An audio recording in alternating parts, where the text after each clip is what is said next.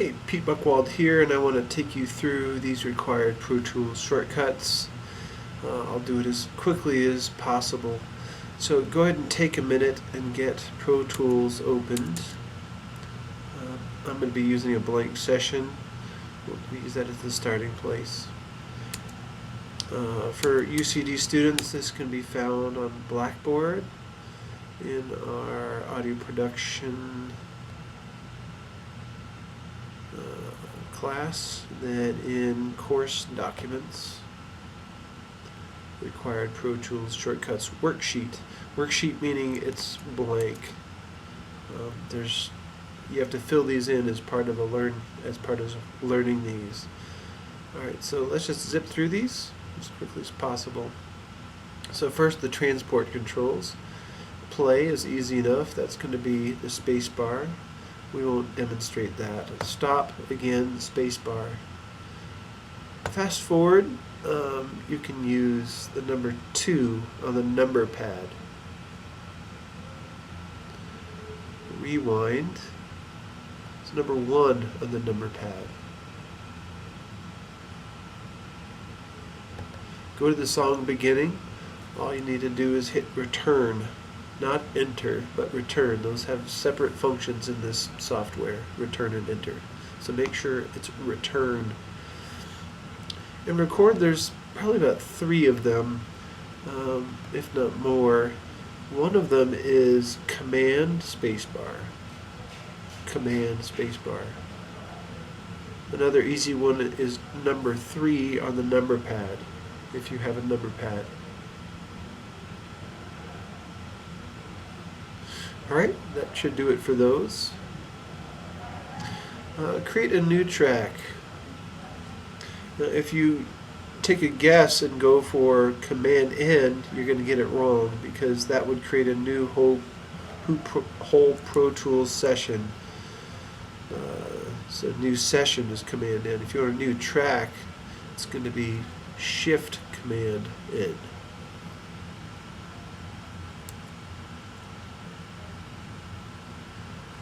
Alright, and once you create a new track, that's where we get into these, the next 4. So let's go through those, take a look at Pro Tools at those.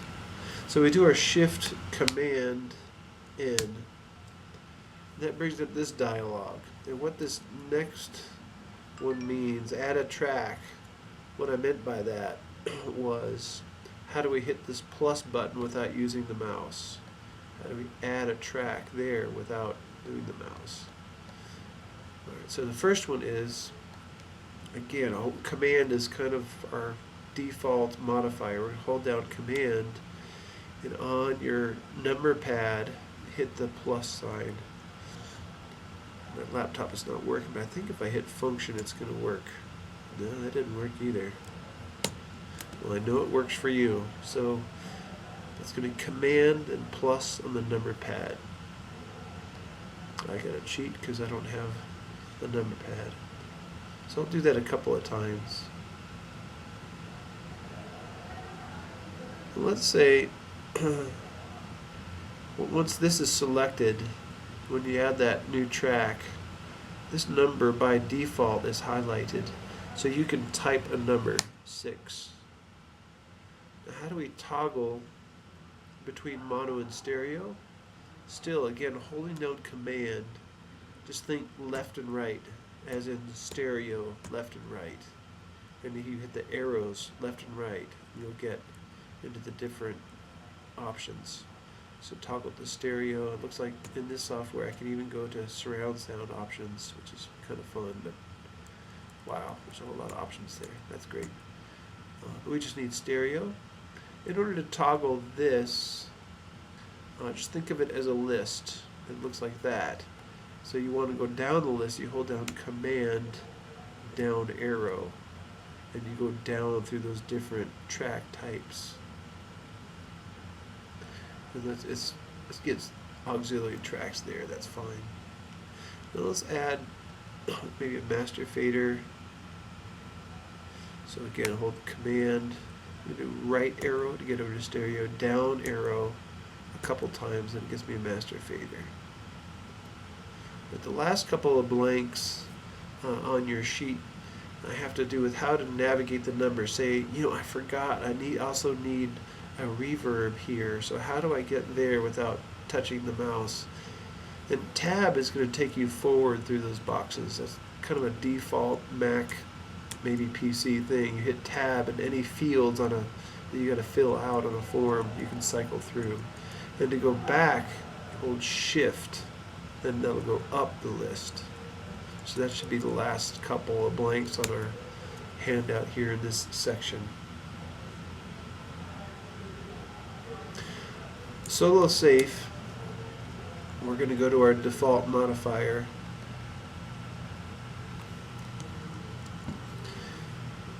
It's command, and just to memorize it, hold command and hit the solo button. You want to make solo safe. If you don't understand solo safe, just raise your hand in class and I can talk you through it when we have a minute in the lab. That command save also applies to record, he says. It's not working. I'm sorry, to mute. It used to work with mute. It's not working there. Looks like you can make something record safe also. Oh, because these are auxiliary. Maybe that has to do with... Yeah, I can't make these mute safe. Previous versions you could. Okay, solo safe is helpful to know. What's next on our list? Assigning plugins. Okay. All right, the easy one to memorize is alt equals all. So instead of calling it option, we call it alt, because alt is very close to the word all. So if I want to solo all, I just hold down alt.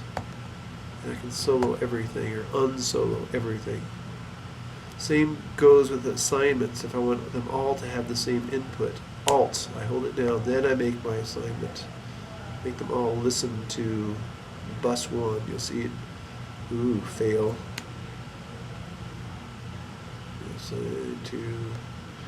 This has to do with the interface.